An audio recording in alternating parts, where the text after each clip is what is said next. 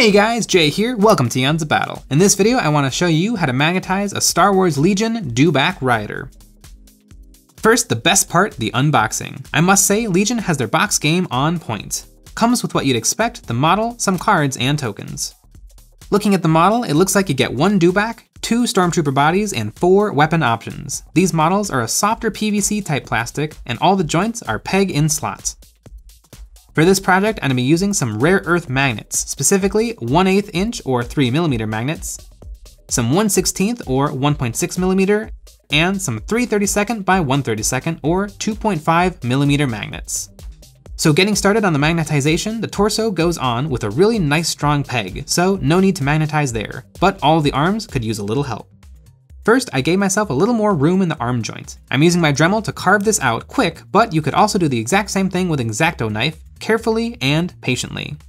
Then I carved out the rest of the slot that accepts the arm peg with an X-Acto until there was enough room for a nice big magnet. You always want to use the biggest magnet you can fit. It'll give you the strongest possible connection. Moving on to the left arm, it can fit a nice small 1/16 magnet. So I took the same size drill bit and drilled a hole big enough for the magnet. I looked at how far I had drilled and then compared that to the size of the magnet, and when it matched, I shoved one in. The nice thing about PVC is it's a little stretchy and the magnet just slides on in with no glue needed. I put the magnet in slightly sunken so that the gun hand will be keyed in. Now for the left hand on the gun. I cut off the peg that was there, then drilled the same 1/16 hole and inserted another magnet, this time letting it sit proud, sticking out a little from the hand. As you can see, a perfect fit. Next, it was time to fix the torso. I made myself a small batch of green stuff putty and mushed it between my fingers until it was workable. I pressed this into the hole with a pair of tweezers that I dipped in water so they wouldn't stick to the putty. Once that was flush, I squished in a big old 1/8 inch magnet and scraped away the excess green stuff that was displaced.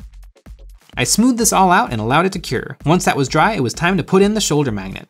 I won't be needing the original peg anymore, so I chopped it off with my hobby clippers. Then I set the arm in position to see how much room I had to fit a magnet. It was a really tight fit, so I carved off a little more plastic and then got ready for my magnet. For this joint, there was no room for a big old 1/8 inch magnet, so I swapped it for a 3/32 by 1/32 magnet. These are flatter and don't have as strong a pull, but because I have the big old 1/8 in the torso, there should still be plenty of tug. I put the magnet into position and carefully put a drop of superglue on it. Then I pressed the arm into place and held it for a few seconds while the glue dried. And boom, the gun arms are perfectly magnetized. I gave the same treatment to the other arms, cut off the peg, carved it down a bit, and then superglued on a 3/32 inch magnet. Luckily on this model, there was a big old shoulder pad that's gonna hide all the magnets, so I don't have to worry about making the joint look too pretty. But I could have put more green stuff over the magnets to hide them better. So now I have one Dewback rider with all 4 unique weapon options.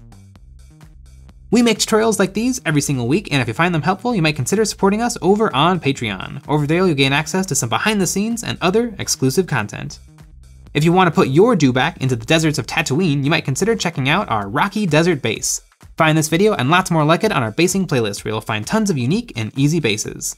I hope you enjoyed the video, and as always, may the Force be with you.